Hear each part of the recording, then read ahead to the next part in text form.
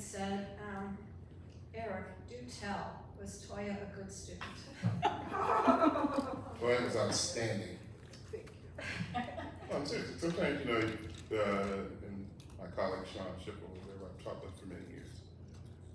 You get a student in the class and you're like, okay, I gotta make sure I don't screw this student up, No, it's like baseball scouts, a ball player with really raw talent, can hit to all fields, hit with power, runs the bases well, fields the position flawlessly, got a good swing, and you just don't want to mess with it, and then just create and occasionally you get a student like that into it. It's good to Student know. like that. I was afraid you might say, not so No, cheers. So let's start at the very beginning. Tell our audience a bit about you. You were both born and raised in Chicago, and I'm sure you both borrowed from your personal stories for your books. So if you just tell our audience a bit about your background and your life. Whoever wants to start. I definitely grew up in the Robert Taylor homes, like the girls in my novel, and I definitely drew on like what it was like to grow up in the 80s and 90s as a little white girl. You would have jumped double dutch. You would have done cheers with your friends. You would have had to be in the house when the streetlights came on, that kind of stuff. Because it's not a memoir, you still have to wait to hear my story. But I definitely took like the politics and just like what it was like to live in the Robert Taylor homes and put that in my book and gave it to those characters. And I think I feel like I'm always gonna be a Chicago writer, so there were all these like Chicago landmarks and things that I drew on from the city, but I sort of poured into the book, and again, of course, it's from like my experience of doing things in the city. You've been around for a while. Yeah, 69 years. Whoa. I know. That's what I said on my birthday in April. I grew up in Morgan Park originally, and then later my family moved to South Shore when I was in the 8th grade, but I always felt like Morgan Park is what shaped me. And the part of Morgan Park I lived in has been a black neighborhood since it was Prairie. It's the area just east of Vincennes and a little ways west of Holston. Running from about 103rd Street down to, about 100. Well, when I was first born out there, 115th Street, that was before they built Maple Park, which is directly south of there. And so it has always been a black neighborhood and a tightly knit one.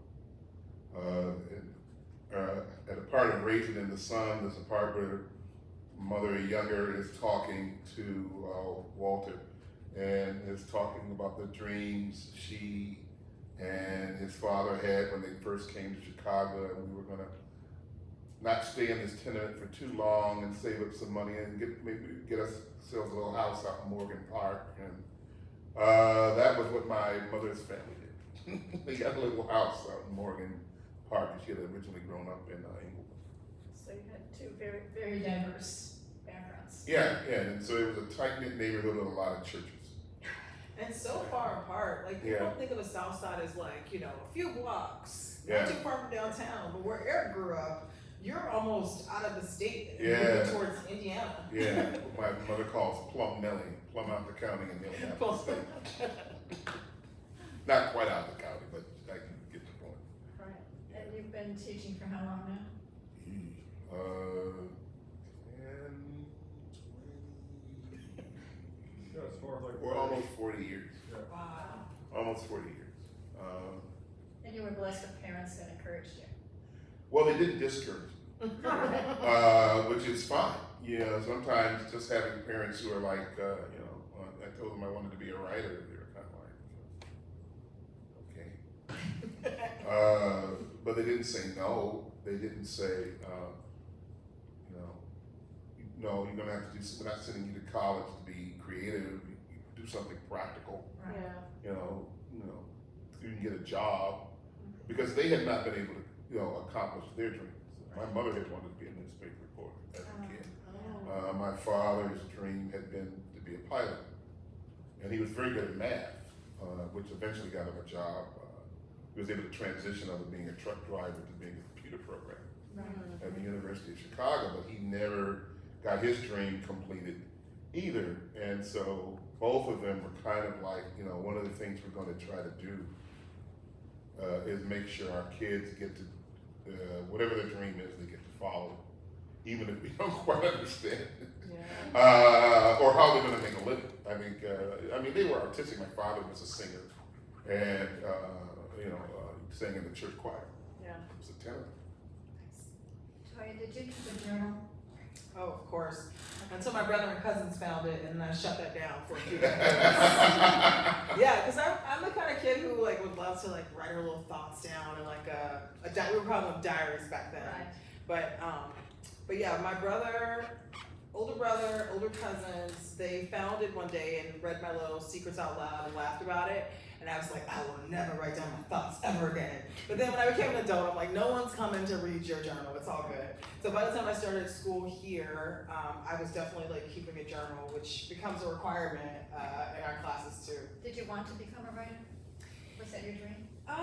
No, I wanted to be an attorney actually. I used to write a lot, but I think when you grow up and you don't see people doing those specific professions, then you don't like name it like I'm gonna be a writer. But I've been writing since I was 10 years old.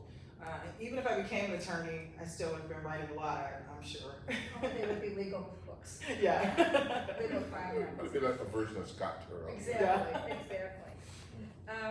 Toya, your book is a story of survival on so many levels. Some of your characters survive to move on to better things, and some don't. Or some are so damaged, like Fifi's brother, that it'll never be right. And it took more than a good and caring mother for that to happen.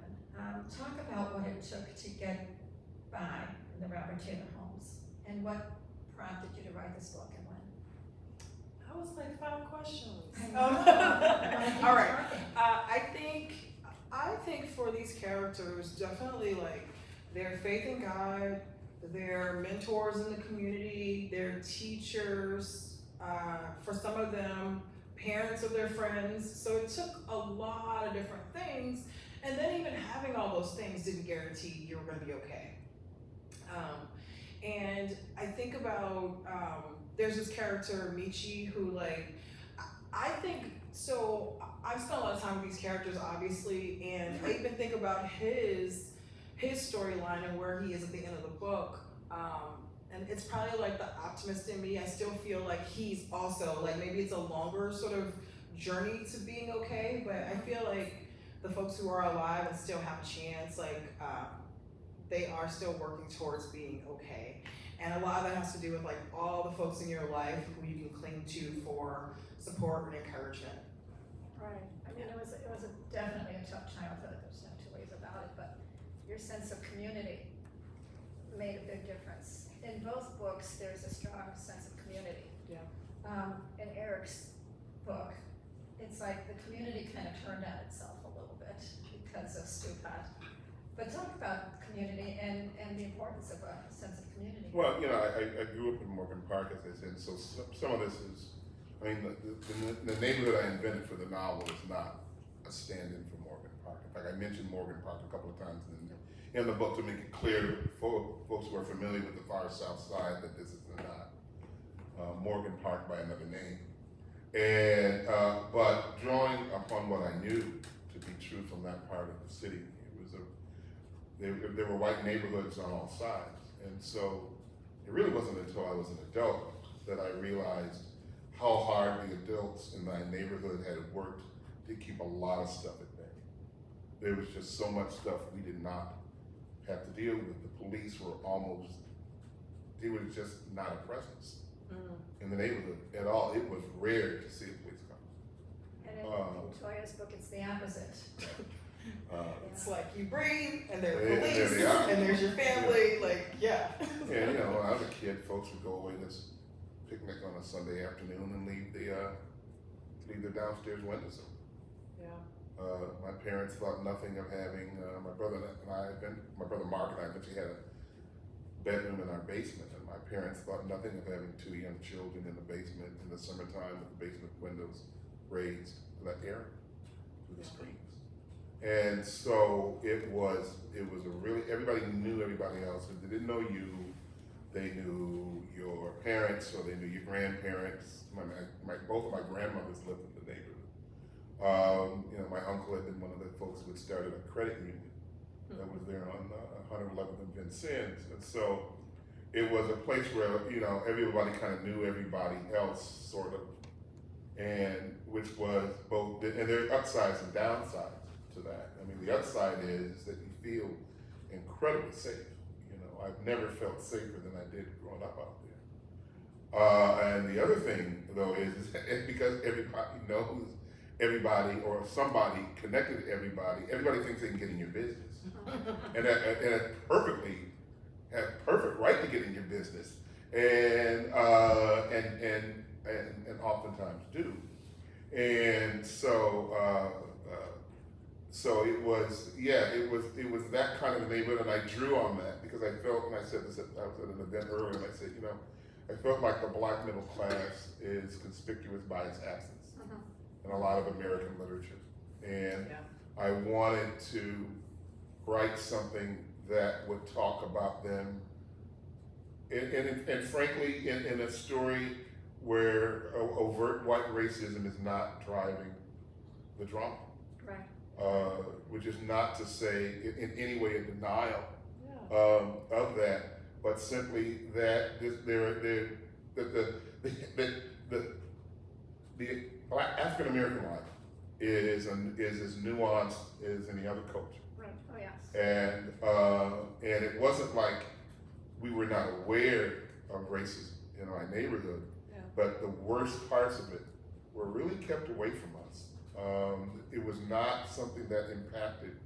When I was a kid, once school stopped, save for the milkman, who was a white guy who delivered our milk, you could go 2, 3, 4 weeks and never see a white person in the flesh in that neighborhood, and not feel in any way deprived of anything. None of us grew up feeling like we were deprived of anything. Right. We had a big swimming pool at the park, you know, we were fine. And your sense of community, I mean, when I read it, and you made a point of it, nobody thinks of community in the projects. Like the Taylor homes. I mean, so that was kind of an eye-opening thing for me too. And actually, like, the book is set in 1989. If we step back a decade or 2 decades, you would have had an even deeper sense of community. Sort of like what Eric's talking about, like when the buildings were built in the 60s, like people were very family oriented. You knew all of your neighbors. It's like very similar. There was no swimming pool though, but very similar. And even by the 90s, there's still this, you rely on your community and your neighbors. And one of the things that I sort of miss about communities like the Robert Taylor homes is that you have this like black village where people who, they have a similar upbringing. You're listening to the same music, you're eating the same, you know, recipes. And so when I like would read articles about things happening in the Robert Taylor homes, or you see like things on the news, one of the things I've always felt is like, you're still missing a huge part of the story, which is people are raising families and loving them and having a life, even in the middle of what's happening there. Right, that's what I took after I read it. It's like there was a normality to it that, especially, you know, in my circumstance, we just saw what was on the news. Yeah. And it was a scary place. It was a bad place, and you never stop to think. That's why I think the book is so brilliant, so important. The other thing, Eric, was there a stew pot in your life? No. Okay. Thank goodness. You made it. Yeah, he's fiction writers. pretty much a fictional character. I mean, his genesis began when I was in Washington, D.C. I was a newspaper reporter, and I saw something on the news about some white kid in the South, maybe 6 or 8 years old, and he was terrorizing his playmates by saying that they were all sinners and going to go to hell. His parents were this arch conservative Christians, and he would say, "Your mother's going to hell. She wears pants. She wears pants. Your mom's going to hell." And there was nothing they could do because he wasn't threatening to take their lunch money or beat them up. Right. And so today they might get him on bullying, but this was back in the 90s. And so I was struck, just as a writer, by the dynamic of someone doing something, but they're doing it in such a way that there's nothing that you can do about it. Mm. And that's just inherently dramatic and inherently interesting. Yeah. And so I just filed it away the way writers do. You'll hear something interesting, oh, that's interesting, and you put it in your file. And then some years later, I was watching 60 Minutes about some white guy on the Upper West Side who was terrifying people. He would get off the bus and start walking alongside people and start yelling at them, oftentimes women. Now, he would not threaten to rob them or attack them. He would just, but imagine you're walking down the street and there's some strange guy coming up and he's yelling at you. Well, there's not too much the cops could do because he would only do this when he went off his meds. So technically he wasn't, and again, I was struck by this idea. Law and Order actually did an episode based on this, but of course, in Law and Order, somebody gets murdered. Somebody got murdered. Yeah. But, so what happens, I was struck by the fact of somebody doing something, but doing it in a way, the way they're doing it makes it impossible for you to actually come back on them. And then I thought about my arch religious Christian kid. And I said, well, gee, what instead of a kid terrorizing other children with the word of God, what if it was an adult terrorizing other adults? And I thought, okay, now that's really interesting. That really ramps up not only the drama possibilities, but also the stakes. Yeah. And so that's actually was the genesis of the characters. And I had started a novel that I had set in my imaginary South Side neighborhood of Parkland. And I put the novel down because it just got away from me and other things happened. But then I realized, oh, wait a minute, this would be a perfect place to put this guy. And the story came together very quickly after that. It came together very quickly. But no, fortunately, I have never been a stupa, although since the novel has come out, I cannot tell you how many folks have come up to me and say, yeah, I got one of those in my family. Yeah, there's a guy on my block living like that, so. Well, he destroyed lives, though. I mean, the community did turn on itself because of his actions. Oh, yeah. It was terrible, yeah. Oh, yeah. The neighborhood strikes back is what happened. Right. The other thing that in your book, which I love so much, was friendship. Yeah. And Fifi's attempt, she thought, this is my take on it, that if she could keep her friends, she could help them. That everything would be better if she kept her friends. If they kept jumping rope, because she tried to get them later on in the book, let's jump rope, and then she even kept the rope. Yeah. So, Poor yeah, thing. I know. She tried so hard. I know. But talk about the friendships that you had out of there. Yeah, anytime I hear a woman or a girl say, like, I don't mess with women, I don't have girlfriends, it breaks my heart because there's just something about, like, the relationships between women and girls. Like, it's special, we need each other, we know each other, and so, originally, this book started out as a writing exercise. It was my Barbie parody. And I had, like, one kid who was, like, the leader of her group, and they bring in an outsider and everything falls apart. That was kind of the structure. It was a structural parody exercise. And so this book has always been centered on friendship from, like, its very, very beginning. And then later in later drafts, it turned into this kid at all costs wants to save her friends. She wants to save everybody, actually. But for her, like, keeping things the same and, like, being a child is, like, everything. And when you're 12 and, like, you're starting to become, an older person and starting to decide, like, what you want to be, it's nearly impossible for you to stay the same. So, yeah, you got this friendship, and then it's always, like, in danger of falling apart. And spoiler alert, it does. But There are survivors. I mean, Precious and Stacia. Stacia was somewhat damaged, but she still survived and had a family. But the importance of these girls and the rope games were so important, and you could see that running through them. It was a thread that kind of ran through the whole novel. And giving little white girls a voice, and for different voices, and also allowing them to have thoughts and desires, wishes and dreams, right? Because I think when you're growing up as a little girl, you're always told what to do, how to be, how to sit, what to wear, right? And it's like, I had an opportunity here to give these girls like some thoughts and feelings and let you actually like hear them. Some of them were like a lot. And you were like, please don't let my child behave this way. Yeah. But it was just great to kind of give you some examples of like 4 very different Black girls and like their goals. Right. And the other thing that struck me was the grandmother figure in your book was very important, even though she technically wasn't the grandmother. Yeah. But then I've seen it also in your book, the Mrs. Motley, you know, that older woman that kind of guides everybody and helps everybody. I think elders are very important. I'm like such an advocate of different generations hanging out and like teaching each other things. Like I'm probably, I'm team Gen Z over here, but I'm also like, don't disrespect the boomers.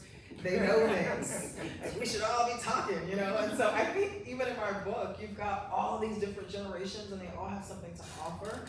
And so giving Mama Pearl this voice and letting her, and she's, I had a grandmother who like was not Mama Pearl. Like my grandmother would never like had a gun in her purse and like cursing and all that, But maybe secretly I wondered like, what would that be like if grandma was a little rougher? And so Mama Pearl became this like combination of like my actual grandmother and then this sort of wild version of like a senior citizen who said what they wanted, did what they wanted, but also fiercely protected the younger generations. And you had characters like that in your book too, some of the women. Yeah. I mean, certainly Mrs. Hicks is not conventional.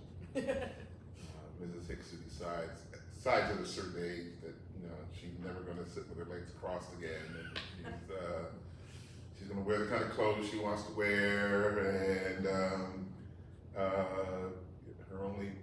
her only bending to conventional fashion is she wears wigs, and that's it.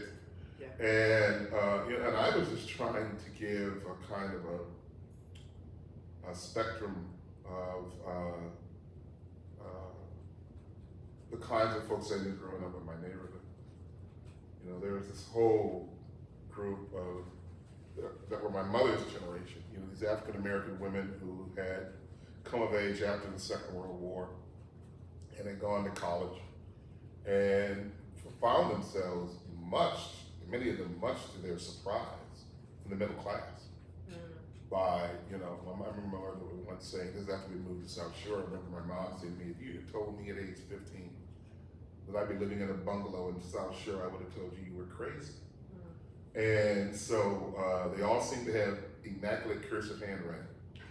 And a lot of them were my teachers because that was one of the few professional jobs a woman of any color could get in the 1950s. And so a lot of these women wound up going into public education because, and actually public education was one of the few areas where you could actually rise above into management because it was not unheard of for women to be principals. It wasn't unheard of for women to be like a district superintendent or something like that.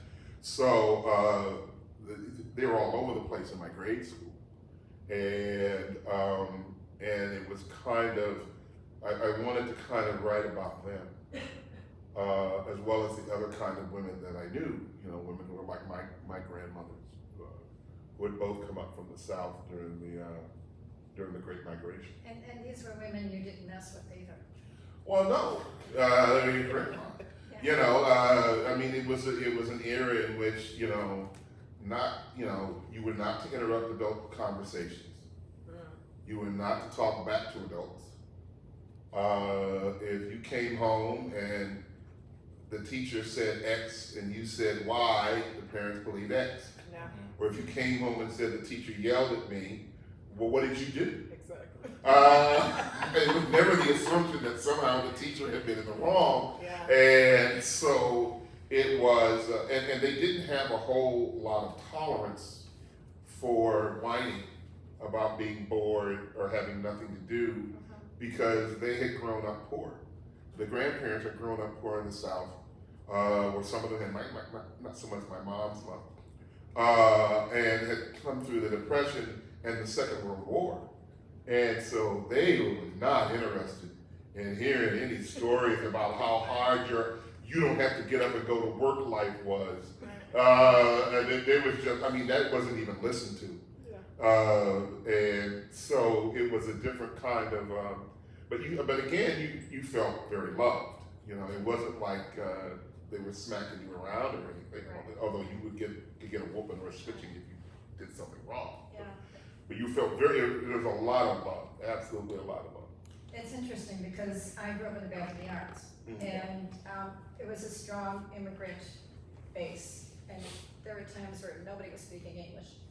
But it was that same thing. It's a very universal thing. There was the matriarch, which was my grandmother, and you're right.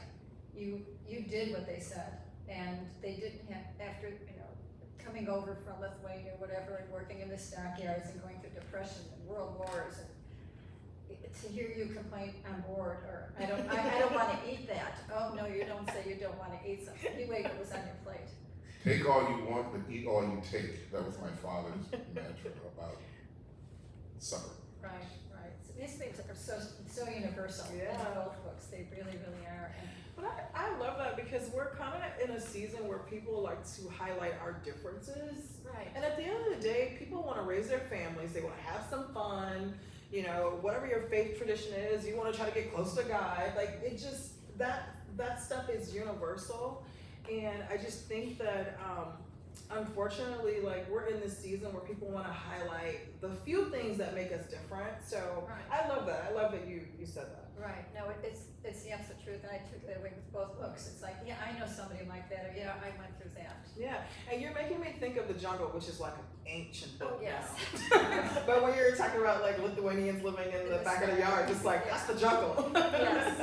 Yeah. It wasn't easy. I mean, but as the generations came up, those children of my grandmother, my uncles and aunts, their life wasn't easy either. But the goal, probably similar to yours, was to get out of the Back of the Arts. Yeah. You had to get out of that neighborhood. That was a sign of success. Sure.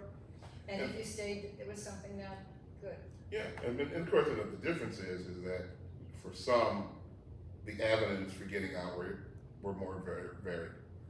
You could get out, and for others, it was, a great work ethic doesn't do you much good if you have no opportunity to do work. And so that was one of the things that makes a difference. When you don't, when you're continually, you have a work ethic, but then you're continually running into closed doors or running into walls. Right. My mom's dad, who worked at American Harvester, or International Harvester, and he, it was a thing of, last hired, first fired. If they were going to lay anybody off, they were going to lay him off. And it didn't make any difference that he was a veteran. It didn't make any difference how intelligent he was.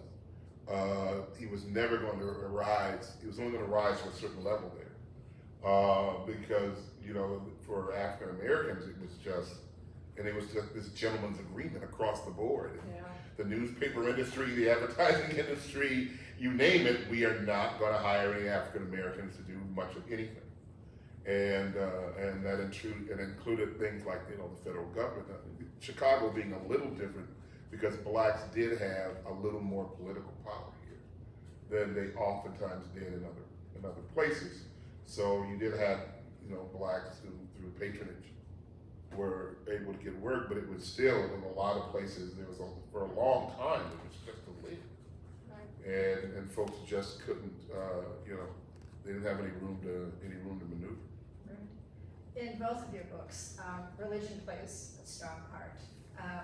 Talk a little bit about the religion in your life and how it helped Fifi, for one thing.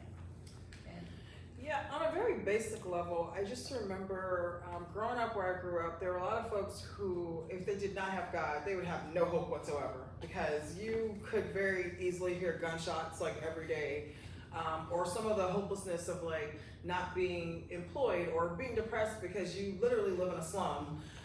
But I did something really intentional with this book, and I wanted to have one character introduce another character to God and then let her have her own journey.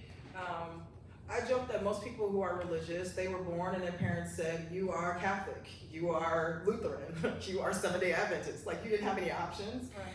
And I wanted to explore what it would be like to have a character choose God for herself and go on that journey on her own as a 12-year-old, which rarely happens.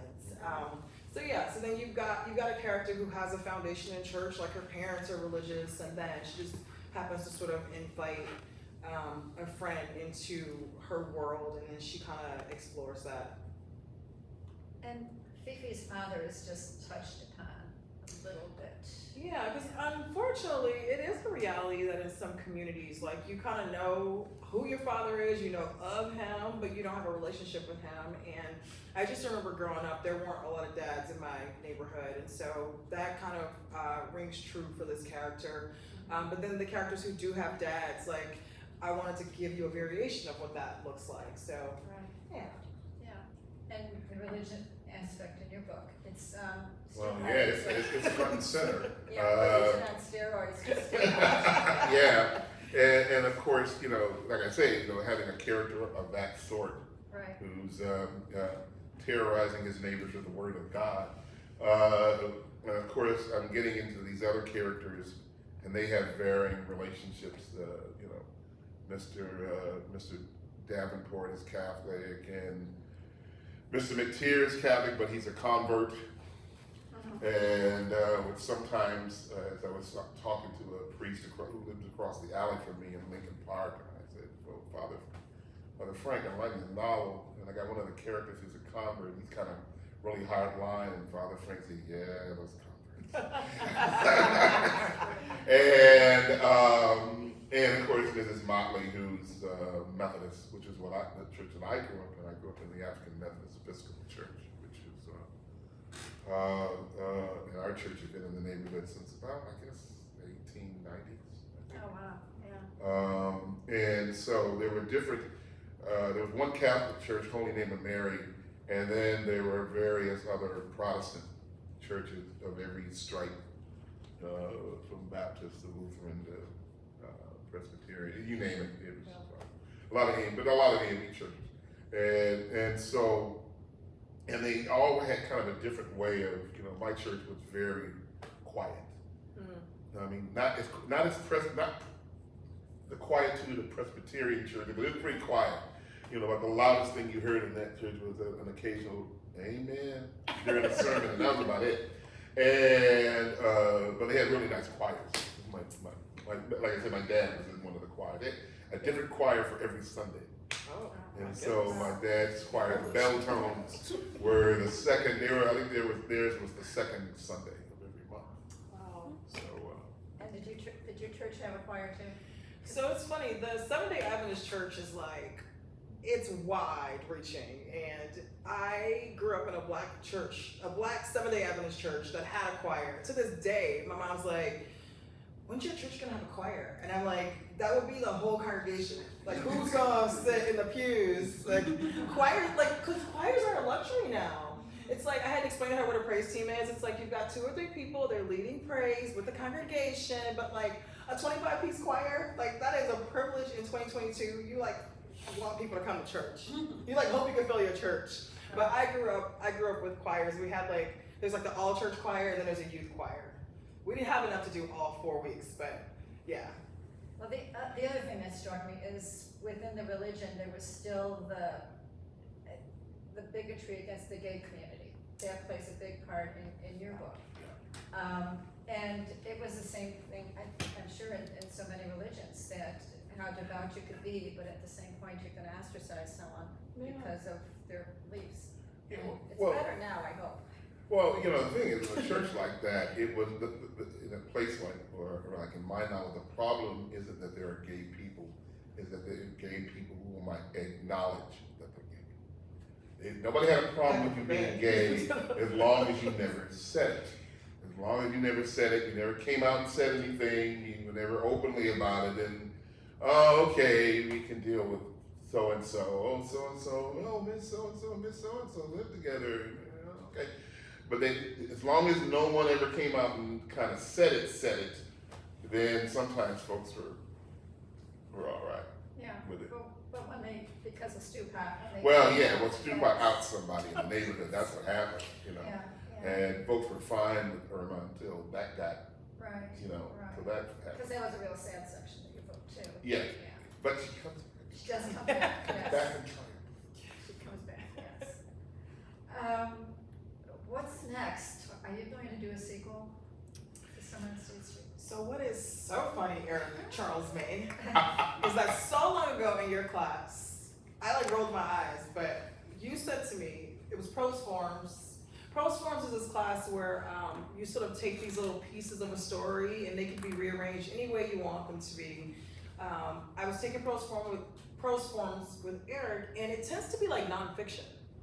So I was jumping all over, you know, different parts of my life, and I just remember you saying, like, during a conference, you could write so many books about these characters, and I was just like, no, there's no way I'm hanging out in these projects for longer than I have to.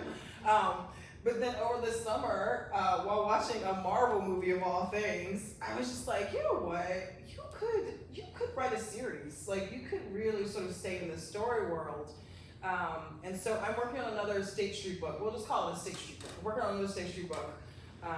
And so definitely, like I would love for this story world to be captured in like a TV series. So there's a lot of thinking about these characters, the generations before them, and also what their futures are like. So I think that's like on the horizon. Oh, good.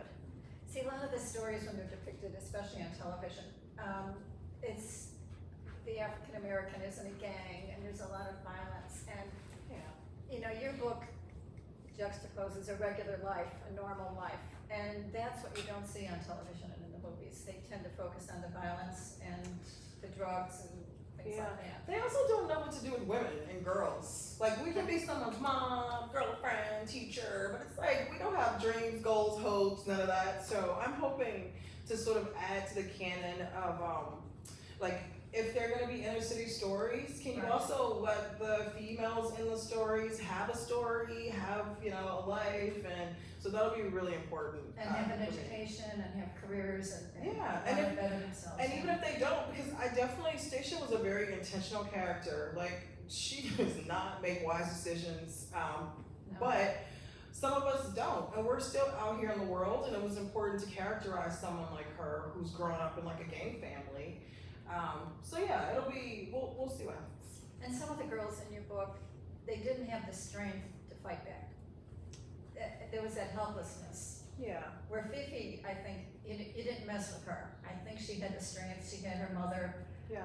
She could fight back, but I think these other girls, they just, from an early age, they thought, this is it, I have to succumb to this. And even Precious, who isn't sort of approached by the neighborhood in any way, but to your point, I don't know that she would have been strong enough to like come up against any sort of neighborhood opposition. She doesn't even have the strength to like sort of push back against her parents and like how they want her to approach religion. So, but it's interesting that like a character like Nietzsche, who sort of succumbs to the neighborhood gangs. I know some people who made a different choice. Like I know a guy who grew up in one gang territory, went to school in another, and he would fight and or run from the gangs from near his school and then the ones in his neighborhood because he was more afraid of his father than any of these gangs. So I think presenting people with choices, like, or showing characters who have choices is really important to me. Right. No, I absolutely could see that. Let's open it up to questions. Who has a question I got a mic if anyone, or a comment? I think we can all hear each other, but if you want a mic. What? No, that was a long walk. It's gotta get You prepared. hear me, right? That was wonderful, thank you so much. As with the Chicago Writers Association, I was just curious about if you talk a little bit about your writing process, or if you're happy to share that, your approach to, if you have a daily rhythm when you have a day of writing, or a way of approaching a novel, putting it together, or some tips you like to share? Because I teach full-time at Columbia. And, if I can get in 4 hours a day at any time, that's a good day. I mean, a novel is a marathon. It's not a sprint. So you know going in, you're not going to get done in a hurry, unless you're on amphetamines and you're Jack Kerouac and you're typing in an endless piece of paper in a typewriter. But sometimes you have to pare it back even more than that. You know, Toni Morrison, she's a young woman. She's got a child about 4 or 5 years old and a newborn, pretty much. And she would get up in the morning and before her sons got up, and she would write for 30, 40 minutes. And then she would get them ready for their day and take them to daycare and go into Manhattan, and where she was a book editor.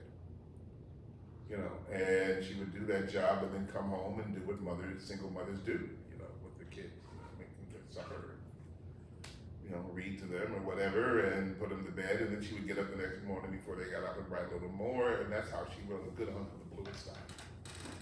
And so, you know, sometimes what I have to do is, you know, pare back my expectations, you know, because I like to say that sometimes that big 5 or 6 hour block of time for writing is a train that never makes it into the station.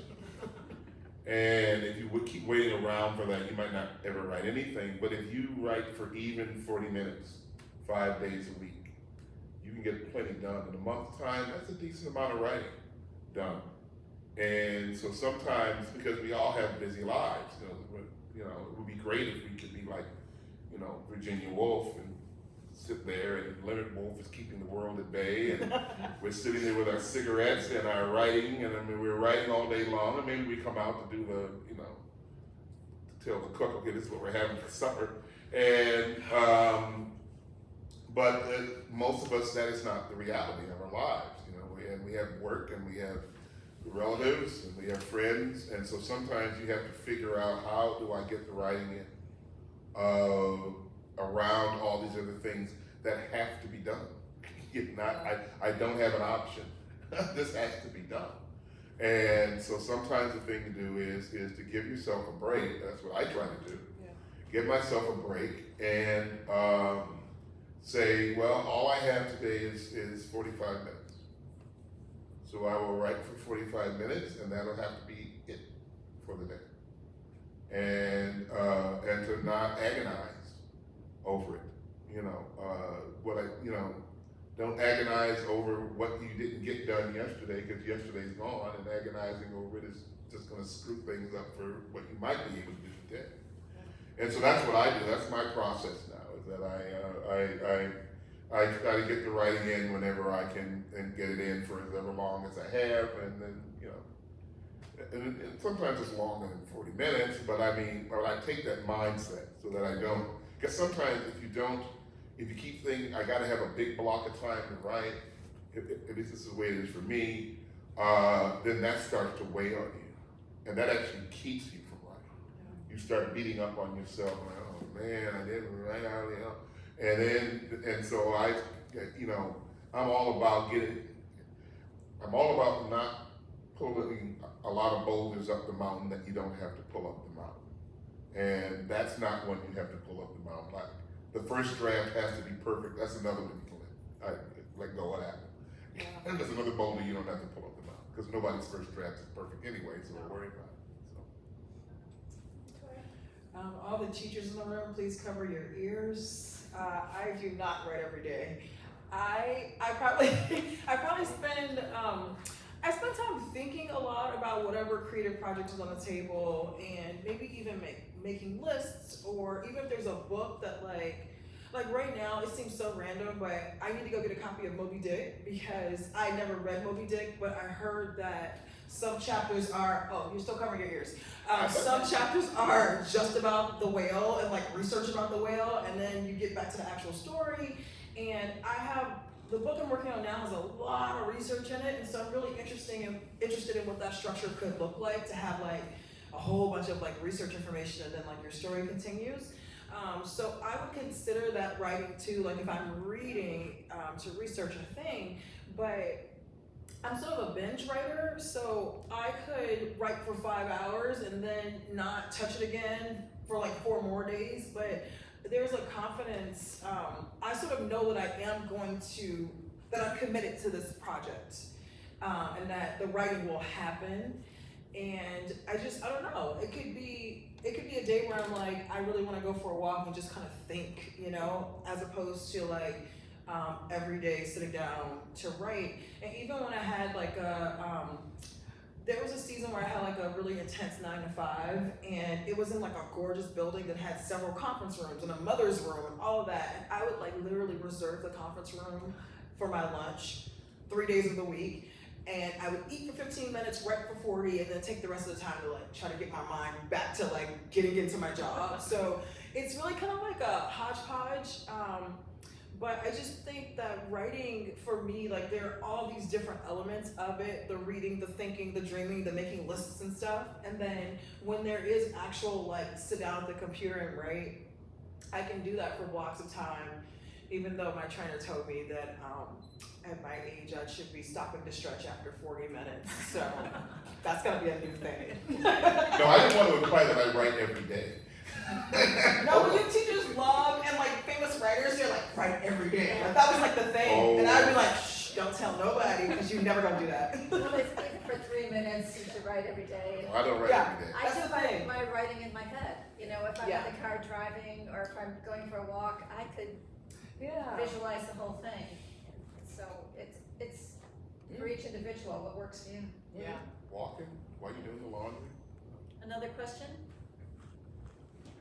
I think both of you kind of already touched on this. I was wondering if you could expand. Toya, you mentioned how television media doesn't always know how to portray girls and women in the inner city, and Eric, you mentioned sort of like a lack of understanding that there's very diverse communities. It's not just one kind of Black community, there are lots of different kinds. So I was wondering if you could talk a little bit about your thoughts on the way Chicago and Chicago South Side tends to be portrayed in the media, in movies, television, books, news, and how your writing in particular kind of addresses, goes with challenges, your thoughts on that. Yeah. The first thing that came to mind is that I think historically TV has been written by older white dudes. And I'm like, how are you ever gonna know what it was like for me to be like a young Black girl? Or just, it's like, we've been taught for so long to write what you know, and I feel like they did a really great job of that. So I feel like as they start to diversify writers' rooms, we'll start to get, and it's happening too, like I look at some of the shows that are on TV now, and they're written by the folks that like they're writing about, or they've got them at the table, writing. And when I think about Chicago and how it's portrayed on TV, again, a lot of it is like written by folks who like did not live in Chicago, and do not know what it feels like to like walk these pavements, or like what it's like to have your grandparents tell you about what it was like to come here on a train. And so I think it's hard for you to like write what you don't know, and especially if you don't make a conscious choice to immerse yourself in what you don't know. And then also the stuff that I write is gonna be about a very specific South Side. Like I have a very specific version of the South Side. Eric's South Side is different from mine. Michelle Obama's South Side is different. Lena Waithe's South Side is different, because you have to ask who's South Side, where on the South Side, and when on the South Side, right? So if you're not getting those specific things down, then you're writing something that's very like wide and like your ideal of a place, I think. Right. Who here has read these books besides me? We got a quick- Okay, because I do want to say something about your book. Yeah, spoiler. Both books are brilliant, Thank but you. I really feel that Last Summer on State Street should be read by high school students. It should even be on the curriculum, because it's about the rite of passage. It's about what happens to you when you're 12, 13, 14 years. It's about friendship. It's about pressures in society, peer pressure especially. Yeah. Especially with young men. but I really think it would be a really, really good book for high school students to be reading. And you can imagine what the classroom would be like. Yeah. The discussions that we would have. So I think we ought to work on that. Well, shout out to Trinity High School in River Forest. They're the first high school to like adopt my book for what they're calling One Trinity, One Book, One Trinity. It's a Catholic all-girls high school, and this fall, their teachers, all the faculty's reading it, and then next school year, all the students are gonna read it. So I'm hoping other schools will Yeah, come like I forward. said, I think it should be on the high school agenda. Yeah, and sometimes, you know, it's just a matter of certain things, they get written, but they don't get disseminated as far as they, Yeah. you know, they should be. My colleague here, Sean, has a novel about, what's now Lincoln Park High School, was Waller High School, what was going on there during the, racial tumults and, year after Martin Luther King was killed. My cousin, April Sinclair, wrote a novel called Coffee Will Make You Black. Which I read as a child. It was one of the first books about like black women. I was like, who is this woman? And then I find out it's Eric's cousin. When I get to college.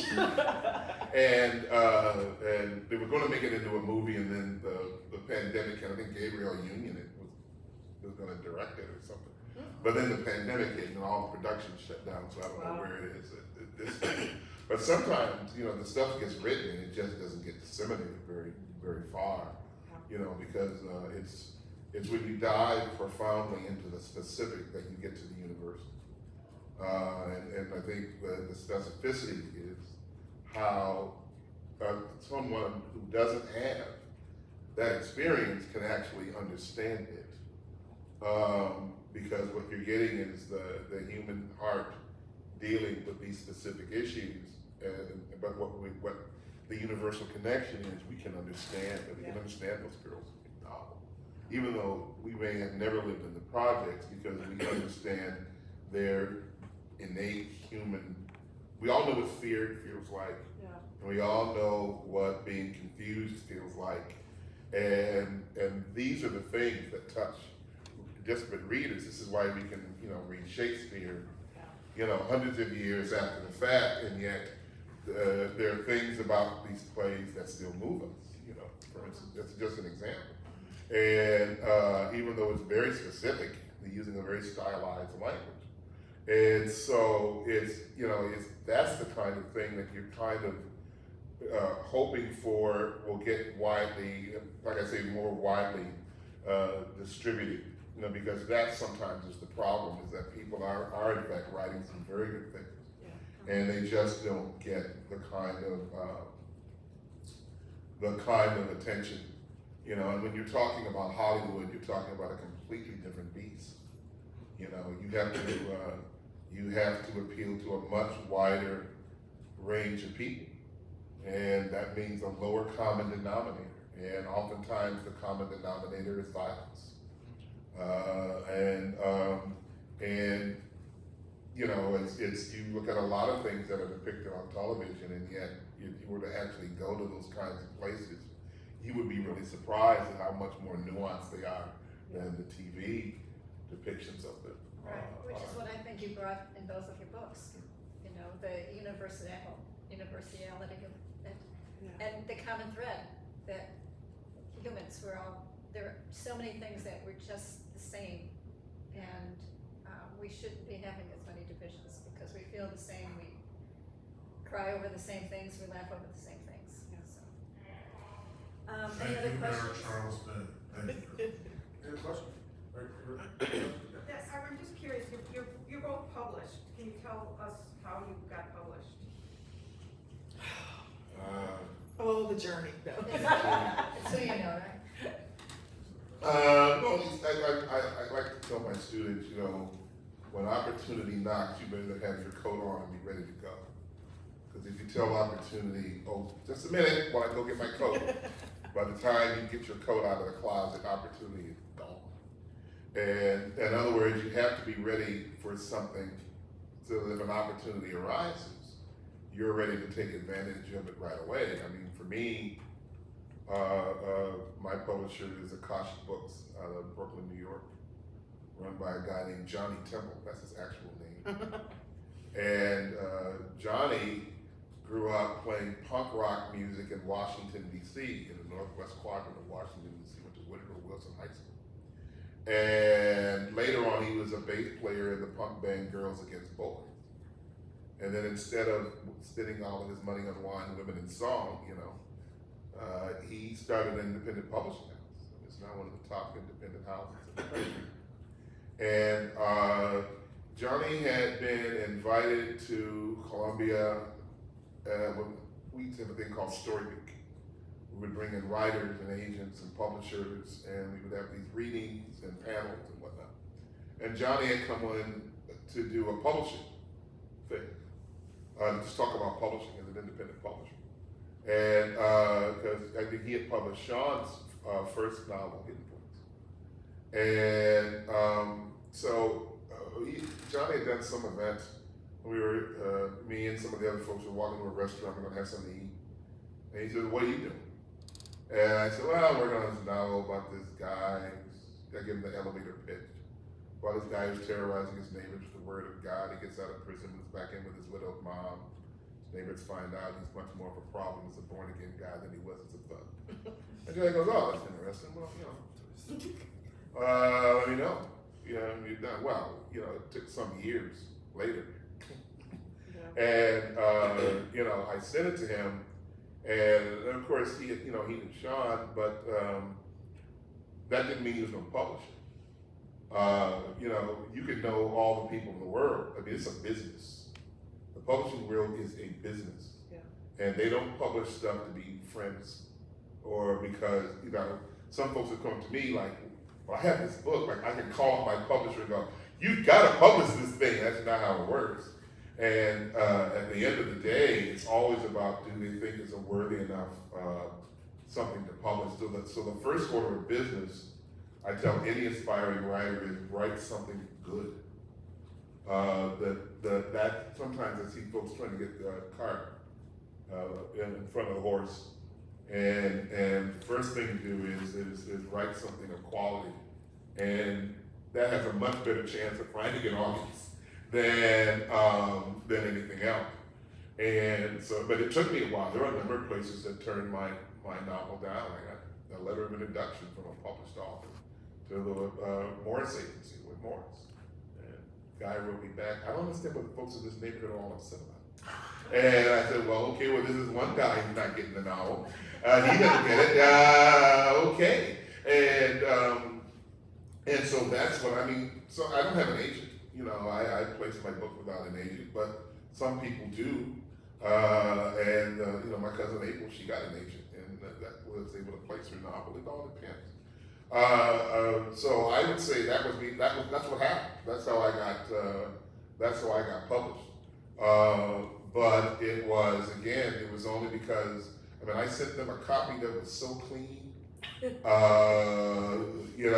was almost nothing else that had to be tweaked about that thing, and that's because I worked on it like a year to make sure it was as tight. That plot was as tight as a drum. I read the whole 400 plus pages aloud to myself to catch any word clumsies, any places where the chapter was dragging, any chapter endings that kind of flopped. Chapter beginnings that were too meandering, and so on and so on. And that's actually was the process. And once you take care of that, I think actually the process of getting published may be easier. Simply because you have a quality product. And usually, intelligent people can recognize quality when they see it some of the time. Yes. Because the thing is, you only got to convince one person. That's the good news. You only got to convince one person. And so that was my process for how I got published. But that doesn't mean that Johnny's going to publish my next book. If my next book ain't up to snuff, he ain't going to publish it. He'll be polite about it, but he won't publish it. As many people, as you ask this question, you're gonna get that many answers. Because the road to publishing your book is so specific to each person. Like Eric said, I think the best thing you can do is like polish your stuff, make sure it is like the best it can possibly be. And for me, I think I wrote a lot and I tried to publish a lot of like shorter pieces. And so then when you, like I went the literary agent route. When you do approach an agent, you can say, I've been published in these places, I won these awards, and then, you know, they're like sitting up straight now. They're like, maybe you can write something then, like, you know, send me 10 pages. It's still a very skeptical, like, kind of operation. So for me, I studied writing in school, so I always had a lot of writing. And my teachers had very high standards, and I'm like one of those kids who like, you know, sit in the front row, do your homework, like try to be a good student. And I think that sort of bled into like what would happen with my manuscripts. Like I was sitting in semicircles here at Columbia with some really talented writers, and I had to show up and like not be, you know, the person who wasn't working really hard. So I think by the time I started looking for an agent, I'm also a person who will talk to anybody, anywhere. So my social networking skills have been, you know, I like write a lot, I polish my work, I meet a lot of people, I would go to conferences, like there's AWP, they're all the like the things that writers sort of get together and meet more writers. And so by the time I started looking for an agent, I was able to like name drop my teachers. And then, but you also have your work. You have like, you know, you've been published in places and won some awards, and then you're like, and I also studied with so-and-so. And for me, it took all of that like rainbow of things for an agent to actually read my 10 pages, right? And then they have to decide if like you are what they're looking for, because they have to think about their list and who they sort of represent. So that was kind of like my path, and then I acquired an agent, but then we didn't communicate very well together. And so I eventually ended up not working with that agent, which sounds crazy because I've got classmates going, you let an agent go? But I grew up with some really high standards and a family that loved me and taught me that like I should love myself and everybody else should treat me well too. So I was out here without an agent for a long time, but in the process, I'm still writing, I'm still polishing my work, I'm still publishing. And it was actually, I was procrastinating. I was supposed to be revising my novel, and I got an email from a teacher. Again, do your homework. Your teachers will sometimes like email you and say, I don't want to do this, do you want to do this? And there was like a magazine that wanted to, they wanted an article on Chicago like nightlife. And I was supposed to be revising my novel, but I was like, I'll write this article. So I wrote an article, and it just so happens that like the editors involved, it was a travel guide done by Monaco out of the UK. The folks who were doing the travel guide, when I finally did revise the book, I emailed those editors and said, do you know any literary agents who are actively looking for writers? And one of them said, like, I think I know someone. And actually, it was an editor. It wasn't even a lit agent. But then she's like, she reached out to the editor. The editor says, I'm not taking on any new books. But my friend is an agent, and I know she's looking. So I look up her friend, and I'm like, oh, okay. She actually represents one of my teachers. And I looked at her list, and I'm like, these are the kind of folks, like, I think I might be good for her list. And after all that, she asked me to send her the manuscript. So my story is a little bit different from Eric's, but like what we have in common is that your work still at the end of the day needs to be good, it needs to be polished, and you kind of have to believe that you've got something here.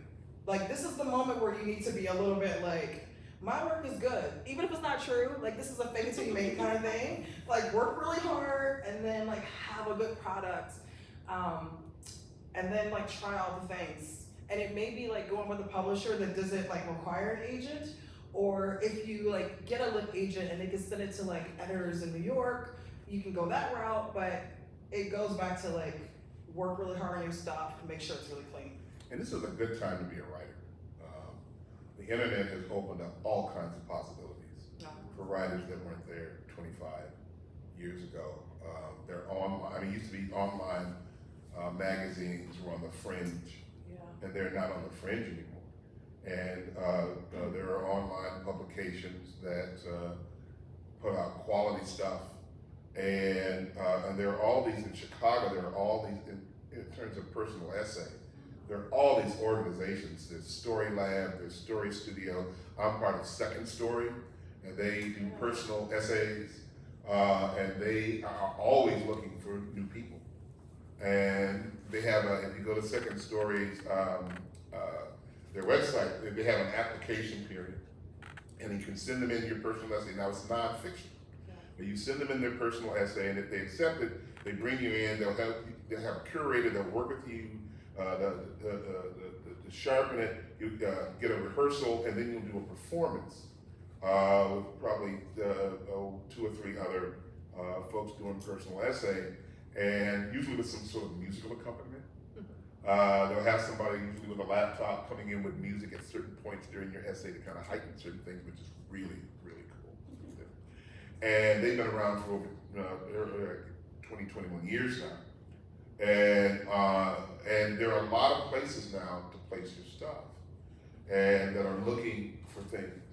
And so sometimes what you have to do is be a little self-motivating yourself and looking for what's out there and available for me, that I might be able to get something published sooner rather than later.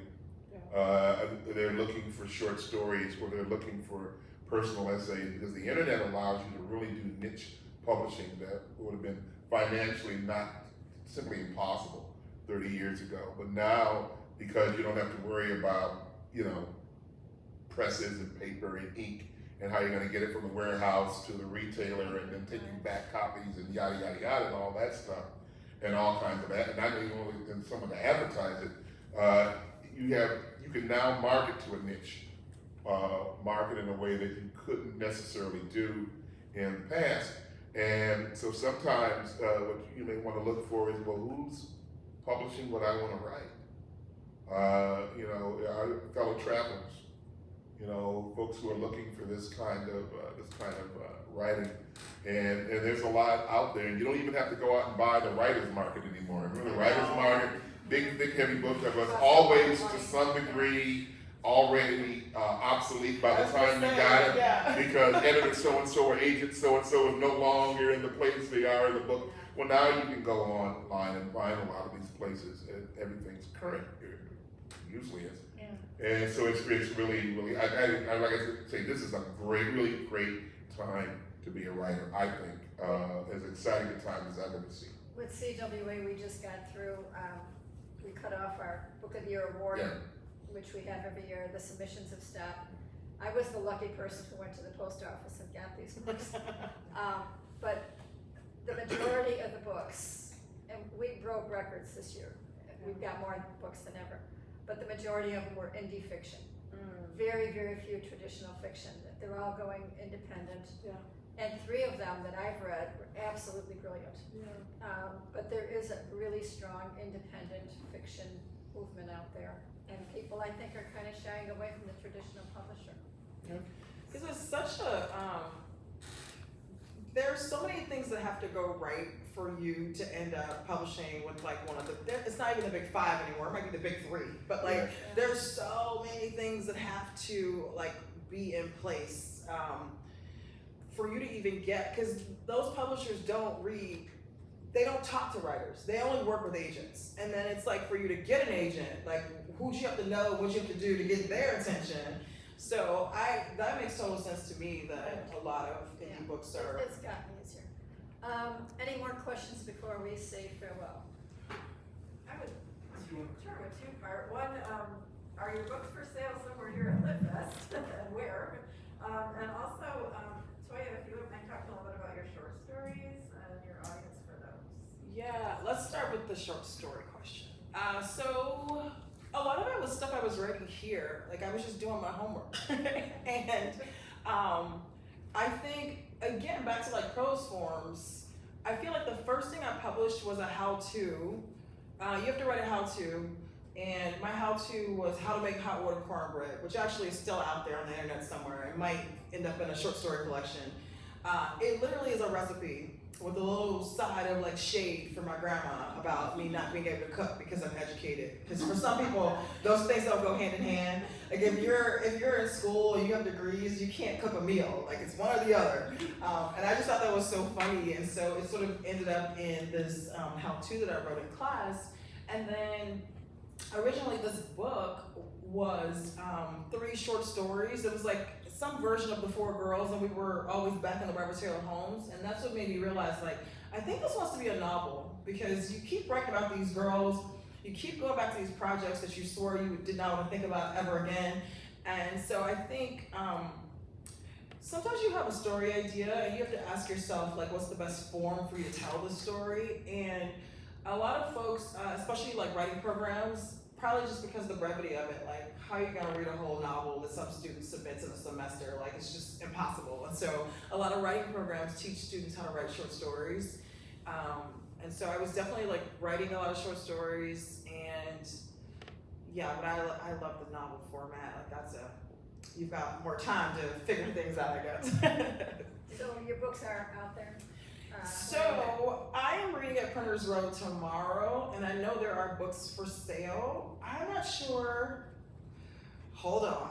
I do know the answer to this. The Rose Cafe, if you could find them, because they've been selling my book at farmers markets, which blows my mind. It's a small black bookstore that they're opening in Roseland, but it doesn't have a brick and mortar just yet. So I know they've got it at Rose Cafe. And then tomorrow, I'm reading at the main stage at noon. So somewhere near there will be stacks of books. Yeah, they have a book signing tent. Okay. It's north of Harrison, I think, between Harrison and Polk, and it's a book signing tent, because that's where me and the author I spoke with earlier today went to sign our books after we had done our panel, and Bookseller is operating that one. Also, I have some books over at the Guild Literary Complex table, which is right in the front of the entrance to the Blake Hotel. So I left some copies there. Yeah. So, yeah, either If one of those two you're places. around tomorrow, so I have it's a panel on, it's not a panel, I'm in conversation with like one other person, but we're talking about girlhood in Chicago, and then definitely right after I'll be signing books. Okay, well, we're Can running out of time. I just give a quick comment that what both of you have not mentioned is just how much incredible determination you had. I have just a quick story. I can remember walking with Eric at Printers Row over 10 years ago, and you were down. You had been sending out to people who were telling you, I don't understand this neighborhood, that actual agent. And I ran into you at Starbucks once. I said, how's it going? Oh my God, this agent. And you're not gonna get I'm no longer with her. And so there is that, you both are really good examples of people who just dig in and don't let those moments stop you, because those moments stop a lot of people. And I'm not gonna put this person on blast, but there's somebody sitting in this crowd right here who I respect for having the same kind of resilience. Like, know that their stuff is good, know that they're talented, and they're like, it's going to happen. In the meantime, I'm just gonna keep writing. And those are the kind of folks that like we are in community with, especially here at Columbia. It's like we don't have the option to just put our stuff in a drawer and just go do something else for the rest of life. So I think once it's in you, like, you're obsessed with it, you know you were put here on this earth to put this thing out, and so it's like as long as it takes, right? Yeah, I mean, what else you gonna do? You know, seriously, you know, send your stuff out, and because part of this is the creating of the writing is the art. The rest of it is business. Yeah. And it's not even necessarily, it can feel really personal when someone says no. But you know, it's you can't take it personal. It's just it's you know, it's a business, and then the one should you can be as dogged as you need to be about on that. You know, just keep going. You know, and again, you just gotta find one person who gets it. And but sometimes what that means is you got to do the work to try to find out where the most likely place is that person's going to be, as opposed to well, I'm only going to send it here, and then you know, and that's all I'm going to do. Anyway, thank you both so much. Thanks for being here. Thank you. Oh, gosh. It's Thank just- you all. this is the best part of